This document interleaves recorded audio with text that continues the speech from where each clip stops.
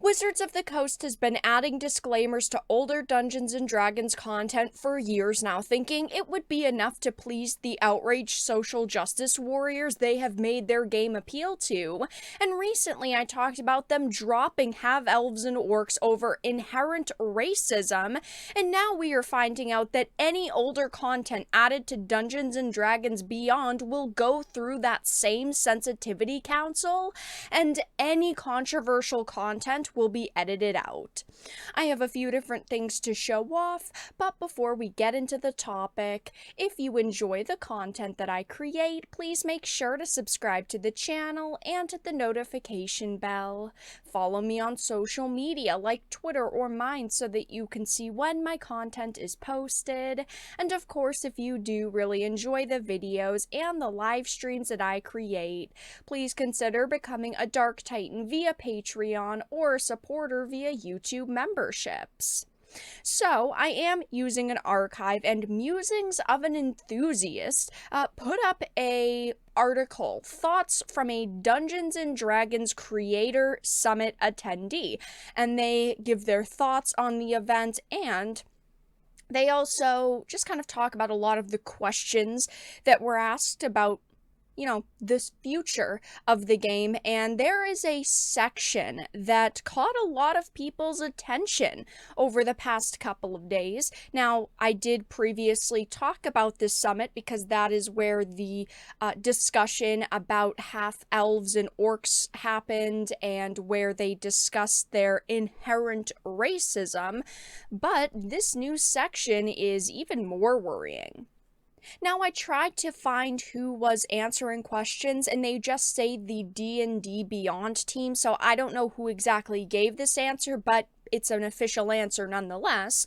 They were asked personal question from me as someone who got ruthlessly targeted by a pocket of the community for speaking out about racist legacy content about Asian cultures. I'd love to get clarity on if that content will migrate to D&D Beyond. Will Oriental Adventures be ported into D&D Beyond in the marketplace? And someone from the team replied with, any content that we publish today goes through robust review, and we hire and retain consultants that help us make sure that we're putting things out there that are appropriate and inviting to everyone. If it comes from us, it's going through that process. Because of those standards that we have for anything published, I'm going to say that that's going to make a lot more work to bring those old editions to D&D Beyond, because we won't do it without doing that work. If you were wondering why it hasn't happened yet, we're not going to half-ass it.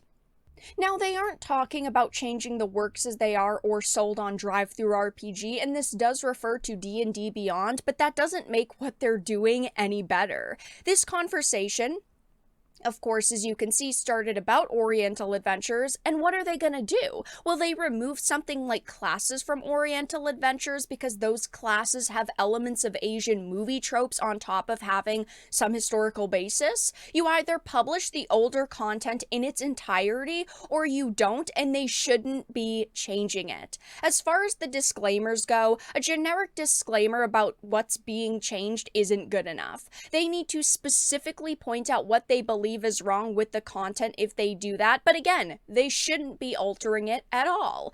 This to me just comes off so negatively because they are erasing the history of Dungeons and Dragons. At this rate, one day they'll edit content so much that the game won't represent the original game at all. When you're putting up older editions like AD&D 1 or AD&D 2 or D&D 3rd edition, and you start changing terms or editing classes or races, it's not really even that game anymore. You've literally created something new, and you're saying it's that, legacy product updated and we just made some slight alterations to it, and those products should never be updated. And if it's a product of its time, then oh well. And in the case of almost all D&D product, their perceived racism doesn't even exist. To change any of this is 1984 level censorship, and I have loved Dungeons & Dragons over the years. I know many of you have over the years as well, but Wizards of the Coast has gone off the deep end, and this is what they think is best for the game, and I completely completely disagree. I just want to mention one more, situation here, and that's what happened with Dragonlance. In 2017, the creators, Tracy Hickman and Margaret Weiss, were given a contract to write a new trilogy, right? They wrote it based on the Dragonlance world that they created. We don't have official details of what went down, but Weiss and Hickman ended up having to sue WotC for $10 million for breach of contract. Eventually, the court case was dismissed voluntarily by them, and the books were given release dates. What I and a lot of other people surmise is that Wizards of the Coast had decided they were not going to publish their trilogy because they knew there were elements in the campaign setting that they wanted to change or modernize because the content was deemed as problematic. One of those books has released so far, and the second is on its way, but if you look at the titles of their books, it's titled Dragonlance Classic because Wizards is trying to differentiate their world, which is the original, from the bastardized version and the game of Dungeons and Dragons that they're publishing now, which I actually think is a good thing because the world Wizards of the Coast has created sucks, and that tells me these 3 novels are based on the previous version of Dragonlance, which is the unintended consequence of them doing that. They have labeled the good product for us. Now, looking at the recent example of WotC deeming mixed race traits as inherently racist, I can only imagine the butchery that they are going to do to these legacy products. The amount of racism and sexism that these review boards are going to reflect into these products is going to be ridiculous. And again, you either publish something in its original state or you don't at all. And like I've said, I've talked about Wizards of the Coast many times on this channel, and I thought I'd show you just a few examples. I, of course, recently discussed this. Dungeons & Dragons to remove half-specie from Player's Handbook claims the entire idea is inherently racist, and of course they have taken a lot of flack for this over the past week or so. They have faced a lot of, upset people sending words their way, but the situation is more than just this. I've talked about this as well. Dungeons & Dragons to remove the term race from the game lexicon due to its prejudiced links between real world and fantasy people. Here's another article. Wizards of the Coast removes offensive Hadozi captivity lore from D&D following accusations of racism. If you levy a single criticism against them, they are willing to remove content, to edit content, and to, just ultimately alter it, which is unfortunate. They do not actually stick by their product and the game they have.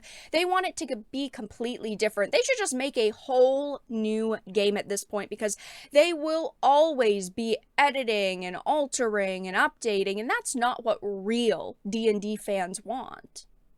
It is sad to see what Dungeons & Dragons has turned into and the awful things that Wizards of the Coast is doing to this game, but this is a pretty massive situation that I've seen a few people, discuss on Twitter, but I haven't seen a lot of Dungeons & Dragons content creators discussing it. Maybe this just flew under the radar for everybody, but it does seem like they do have some plans to bring older editions to D&D Beyond, and they are all going to go through their sensitivity council and be edited and updated for modern audiences. But that's all that I really had to discuss in this video. Let everyone know your thoughts in the comment section down below. If you enjoyed this and of course found it important and informative, please make sure to give it a like, share it, and subscribe to the channel. And of course, if you didn't, make sure to give it a dislike. I appreciate your support either way, but I will talk to you all again in the next video really soon.